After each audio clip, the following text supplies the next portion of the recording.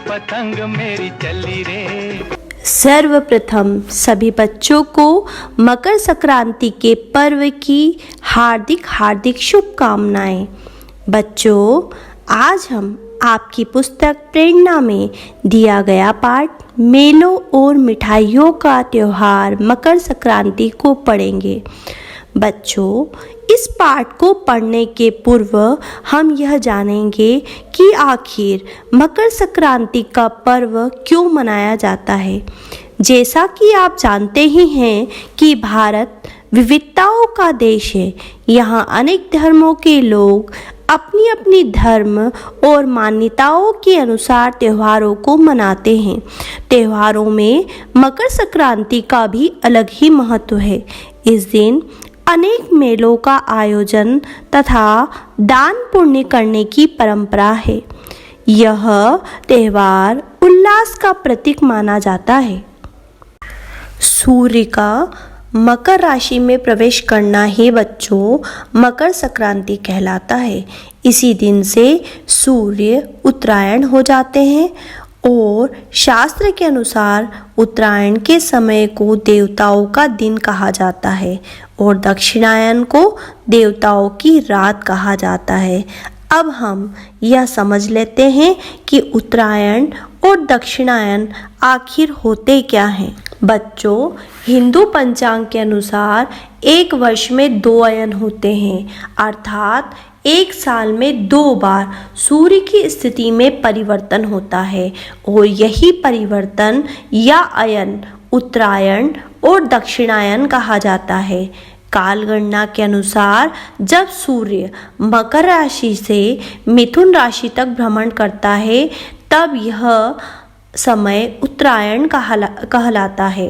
यह समय 6 माह का अर्थात 6 महीने का होता है।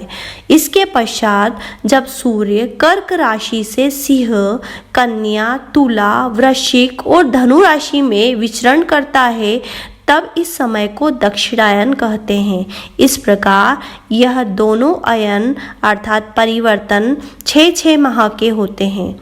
शास्त्र के अनुसार दक्षिणायन को नकारात्मकता का प्रतीक तथा उत्तरायण को सकारात्मकता का प्रतीक माना जाता है। इन दिनों में किए गए जब तप, दान, स्नान, श्राद्ध, तर्पण आदि धार्मिक क्रियाओं का विशेष महत्व होता है। इस अवसर पर किया गया दान 100 गुना फल प्रदान करता है। सौर मास का आरंभ सूर्य की संक्रांति से होता है और सूर्य की संक्रांति से दूसरी संक्रांति का समय सौर मास कहलाता है। सौर वर्ष के 2 भाग है, उत्तरायण 6 माह का और दक्षिणायन भी 6 मास का होता है। बच्चों, ऐसी मान्यता है कि गंगा, यमुना और सरस्वती के संगम पर तीर्थराज प्रयाग में मकर संक्रांति पर्व के दिन सभी देवी देवता अपना स्वरूप बदलकर स्नान के लिए आते हैं। इस मौके पर इलाहाबाद अर्थात प्रयाग के संगम स्थल पर हर साल लगभग 1 माह तक माघ मेला लगता है, जहां लोग कल्पवास भी करते हैं। बच्चों, कल्पवास का अर्थ होता है संगम के तट पर निवास करके वेदों का अध्ययन करना और ईश्वर का ध्यान करना। 12 साल में एक बार कुंभ मेला भी लगता है। यह भी लगभग 1 महीने तक ही रहता है। इसी तरह 6 वर्षों में अर्ध कुंभ मेला भी लगता है। मकर संक्रांति पर्व हर साल 14 जनवरी को पड़ता है। एक और प्रसिद्ध मेला बंगाल में मकर संक्रांति पर्व पर गंगा सागर में लगता है। गंगा सागर के मेले के पीछे भी बच्चों एक पौराणिक कथा है।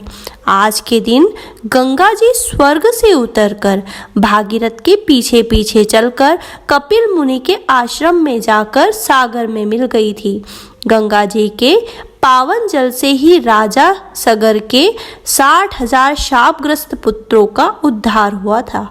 इसी घटना की स्मृति में इस तीर्थ का नाम गंगा सागर पड़ा और गंगा सागर के नाम से ही मेले का आयोजन भी होने लगा। महाराष्ट्र में ऐसा माना जाता है कि मकर संक्रांति से सूर्य की गति तिल तिल मरने लगती है। इसीलिए इस दिन तिल के बने मिष्ठान बनाकर एक दूसरे को बांटने की भी परंपरा है। बच्चों, महाराष्ट्र और गुजरात में भी मकर संक्रांति पर्व पर अनेक खेल प्रतियोगिताओं का आयोजन भी किया जाता है। भारत के भिन्न भिन्न राज्यों जैसे पंजाब, जम्मू कश्मीर एवं हिमाचल प्रदेश में भी यह पर्व बड़े धूमधाम से मनाया जाता है। एक धार्मिक मान्यता के अनुसार मकर संक्रांति के दिन कंस ने श्री कृष्ण को मारने के लिए लोहिता नाम की राक्षसी को गोकुल भेजा था, जिसे श्री कृष्ण ने खेल खेल में ही मार डाला था। ऐसा कहा जाता है कि उसी घटना के फलस्वरूप लोहड़ी पर्व भी मनाया जाता है।